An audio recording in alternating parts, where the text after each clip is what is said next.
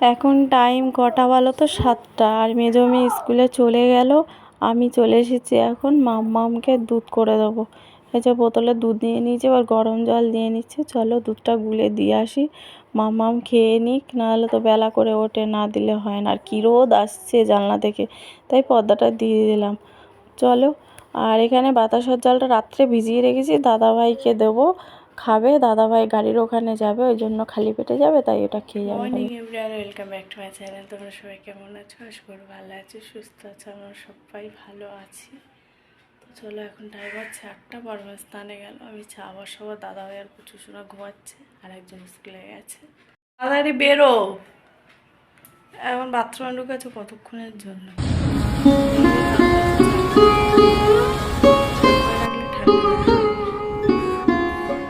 স্নান করে পুজো টুজো দিয়ে দিয়েছি। আজকে হলো বৃহস্পতি।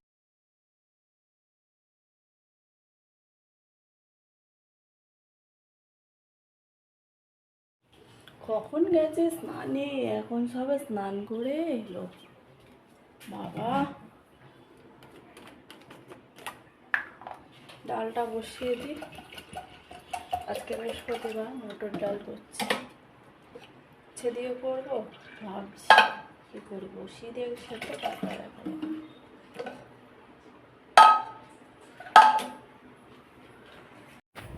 চলো, এই যে রান্না নিয়ে এবার চলে এসি, রান্না বসিয়ে দিচ্ছি। দাদাভাই আজকে একটু বেলা করে বেরোবে, তাই ভাবলাম রান্নাটা বসিয়ে দিই। এখনও কিন্তু 9টা বাজেনি। ও চলো। আর এখানে প্রেসারে বসিয়েছি মটর ডাল, আজকে বৃহস্পতিবার নিরামিষ।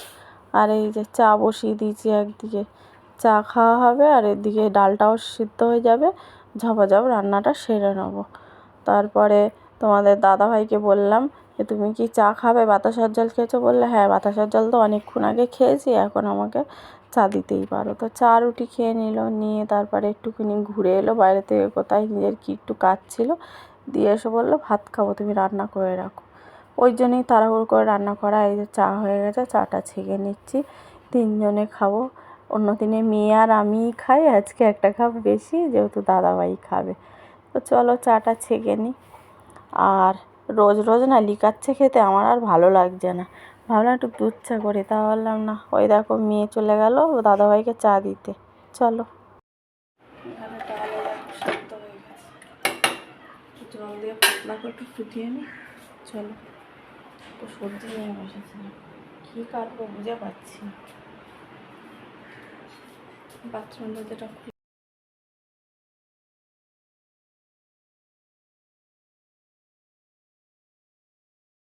এই যে পটল ভাজা হচ্ছে। পটলটা একটু গুঁড়ো ছিল তো, তাই ভাজা করে নিচ্ছি, নাহলে একটু ভাজা রেখে যাচ্ছিল। আর এখানে আজকে ঢেঁড়স ভাজবো, নিরামিষ মাছ রেখেছি, আর সেটা কেটে নিয়েছি, উচ্ছে দিয়ে ডাল করবো। অল্প একটু যেহেতু উচ্ছে, তো চলো। তো দেখো পটল ভাজা হয়ে গেছে, আর ঢেঁড়স ভাজা হচ্ছে। ঢেঁড়সটা ভাজা হয়ে গেলে ডালটা ফোড়ন দিয়ে দেবো, উচ্ছে দিয়ে দিচ্ছি ডালে। তারপরে এই যে সব সবজি কেটে নিয়েছি, সজনাটা, বেগুন, কুমড়ো, আলু, পটল, আর এখানে ছোট, এই দিয়ে বড়ি দিয়ে একটু তরকারি করবো। চলো ভাজাটা তুলে নিই, ভাজা হয়ে গেছে। কড়া গরম হয়ে গেছে, তেজপাতা, শুকনো লঙ্কা দিয়ে দিলাম। এবারে দিয়ে দেবো গোটা জিরে আর রাঁধুনি।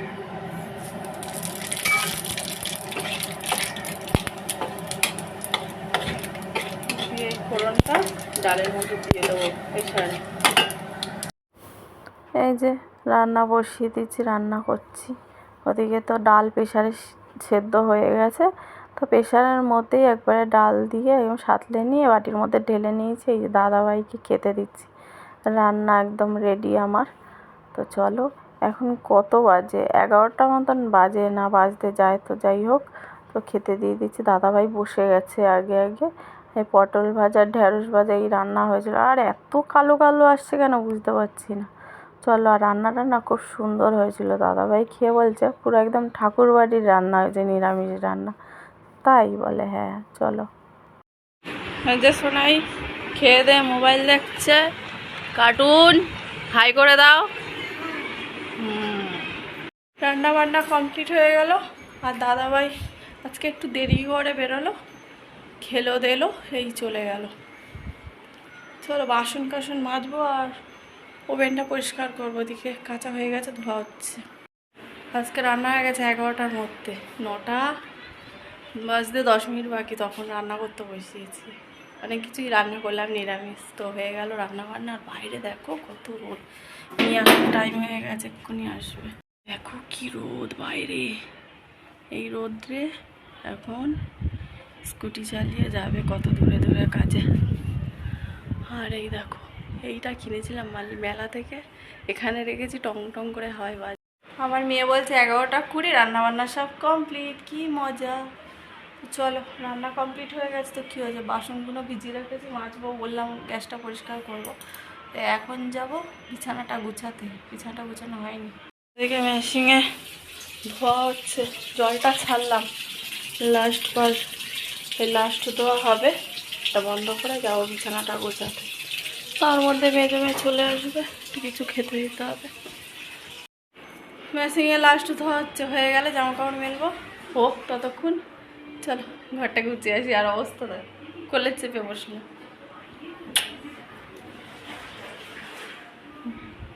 এই যে বিছানাটা গুছিয়ে নিয়েছি, আর বিছানার চাদরটা চেঞ্জ করে নিয়েছিলাম কালকে। চলো এখন একটু খাবো দইয়ের ঘোল, খিদে পেয়েছে, 1.5খানা রুটি খেয়ে। চলো যা গরম পড়েছে, একটু দইয়ের ঘোল খেয়ে নি, একদম নুন দিয়ে লেবু দিয়ে, চিনি দিচ্ছি না।